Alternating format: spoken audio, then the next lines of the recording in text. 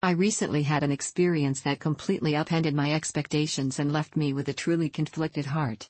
For over 2 decades, China had existed in my memory as a faint, distant echo of childhood visits. A land shrouded in a hazy past, ripe for rediscovery. When I finally decided to return, I anticipated a journey of nostalgia, an exploration of my ancestral roots, and perhaps a renewed connection to a culture that, while not my own upbringing, was undeniably part of my heritage. Little did I know, this trip would challenge not just my perceptions, but my very willingness to ever return.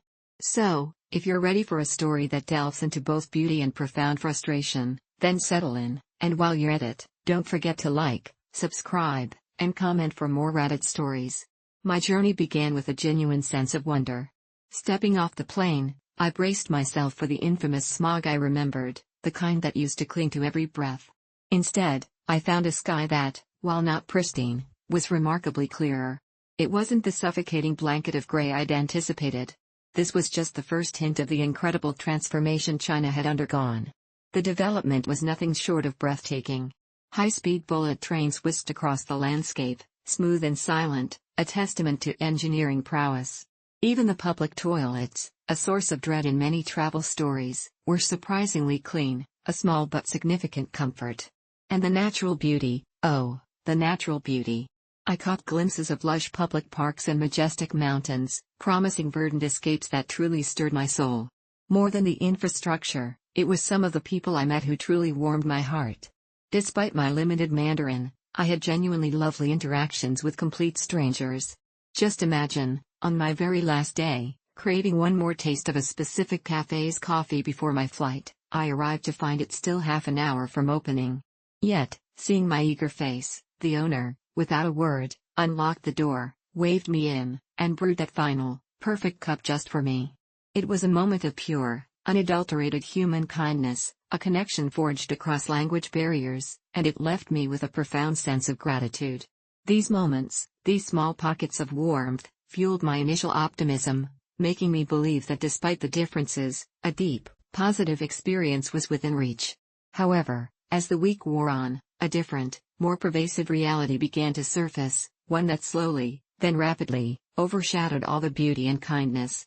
It started subtly, then became a relentless assault on my senses and my patience. The public spitting, an unpleasant habit I'd hoped had faded, was still shockingly prevalent, a casual disregard for hygiene that was jarring.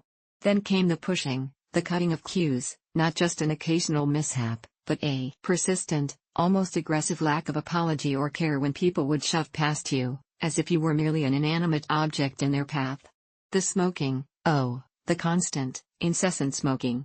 It was everywhere, often in places clearly marked no smoking, the plumes of acrid smoke blown indiscriminately into the air, into faces, into personal spaces, with absolutely no concern for those around them. And the noise, the sheer, unrelenting noise. So much screeching, so many loud conversations, right in your ear in public, or seeping through hotel walls late into the night.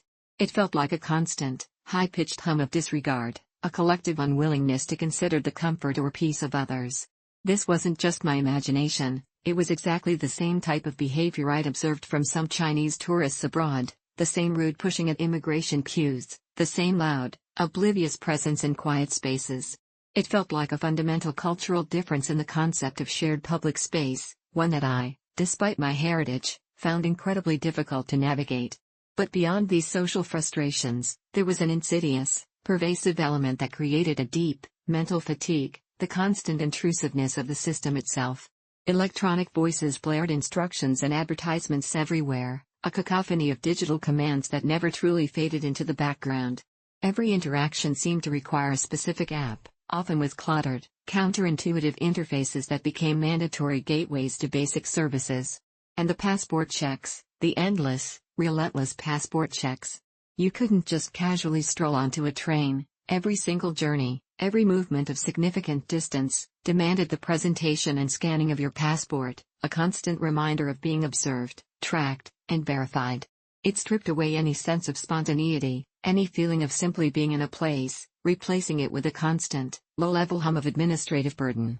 As my week drew to a close, a profound sadness settled over me. There were so many breathtaking green spaces, so much natural beauty I'd only glimpsed, that I now yearned to explore. The thought of hiking those mountains, wandering through those ancient forests, truly captivated me. But the sheer mental and emotional toll of navigating the pervasive lack of public etiquette, the constant noise, the intrusive digital infrastructure, and the endless bureaucratic hurdles. It was overwhelming. It created an exhausting paradox, a land of incredible beauty and impressive development, yet one so profoundly challenging to simply exist in, at least for me. So, despite the genuine kindness I encountered, despite the awe-inspiring progress, and despite the tantalizing glimpse of stunning landscapes I still long to see, I have to admit it. I don't think China is worth visiting again, at least not for me, not in its current state. And for what it's worth, to clarify my perspective, I am ethnically Chinese myself. But I'm not from China. And perhaps that's the crux of it, the cultural chasm that, even with shared ancestry, felt too wide to comfortably bridge. It's a sad conclusion to reach, to feel this disconnect from a place that holds so much of my heritage, but it's an honest one. What are your thoughts? Have you experienced similar culture shocks, even in places you expected to feel a connection to? Share your stories in the comments below.